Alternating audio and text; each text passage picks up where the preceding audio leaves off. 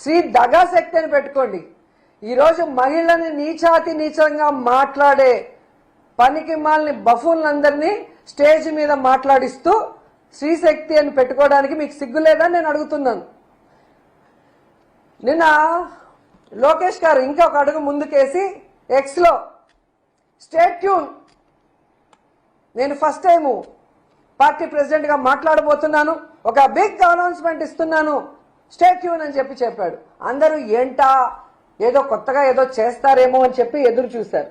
తీరా చూస్తే మహిళా రిజర్వేషన్ 33% ఇస్తున్నాము అని చెప్పి డైవర్షన్ పాలిటిక్స్ మళ్ళీ స్టార్ట్ చేశారు. ఎందుకంటే నేను ఈ మాట అంటున్నాను, మహిళా రిజర్వేషన్ బిల్లు సందర్భంగా తెలుగుదేశం పార్టీ చంద్రబాబు నాయుడు ఈరోజు మహానాడు వేదికగా మళ్ళీ 2 నాలుకల ధోరణి అందరికీ కూడా చూపించడం మనం అందరం కూడా గమనిస్తున్నాం. ఎందుకంటే పార్లమెంటులో మహిళా బిల్లు పాస్ అవుతుందని మొన్న మహిళా బిల్లుని ప్రవేశపెట్టిన సమయంలో డీలిమిటేషన్ పేరుతో కాంగ్రెస్ పార్టీ ఆ మహిళా రిజర్వేషన్ ని అడ్డుకున్నప్పుడు, ఆ పార్లమెంట్ లో మహిళా రిజర్వేషన్ అడ్డుకున్న కాంగ్రెస్ నాయకుడితో మన టీడీపీ వాళ్ళు బ్రేక్ఫాస్ట్లు, లంచ్లు, డిన్నర్లు చేసిన మహిళా ద్రోహులు కాదా అని అడుగుతున్నాను.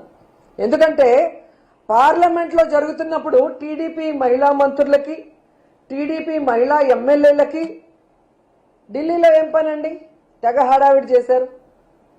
అందరూ ఏమనుకున్నారు, ఓహో మహిళా బిల్లు స్వాగతించడానికి వెళ్లారేమో ఢిల్లీకి, ఒకవేళ మహిళా బిల్లు అక్కడ ఓకే అయితే సంబరాలు చేసుకోవడానికి వెళ్లారేమో అని అందరూ కూడా అనుకున్నారు. తీరా చూస్తే అక్కడ ఏం జరిగింది? మహిళా బిల్లును దగ్గరుండి ఓడించిన కాంగ్రెస్ సీఎం రేవంత్ రెడ్డి గారితో మన మహిళా టీడీపీ మంత్రులు, ఎమ్మెల్యేలు ఏ విధంగా చిరునవ్వులు చిందిస్తూ వారి ఇంటిలో ఫోటోలు తీసుకున్నారు, వాటితో బ్రేక్ఫాస్ట్ చేశారు, మనం చూసాం. అంటే మహిళా బిల్లు అక్కడ వీగిపోయిన తర్వాత మీరు ఎంజాయ్ చేస్తున్నారు అంటే మీరు మహిళా బిల్లుకి వ్యతిరేకులు, మహిళా రిజర్వేషన్ కి వ్యతిరేకులు అనేది ఈ రాష్ట్ర ప్రజలందరూ కూడా గమనించారు. ఆ విషయం మీరు తెలుసుకోవాలి.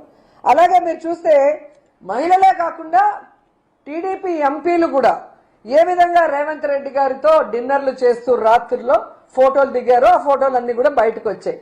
అంటే వీరు ఏ విధంగా మహిళా రిజర్వేషన్ బిల్లుకి సపోర్టివ్ గా ఉన్నారని ప్రజలు నమ్ముతారని ఈరోజు మహానాడులో మళ్ళీ అబద్ధం చెప్తున్నారని నేను అడుగుతున్నాను. ఎందుకంటే అక్కడ మహిళా బిల్లు వీగిపోయిన 24 గంటల లోపల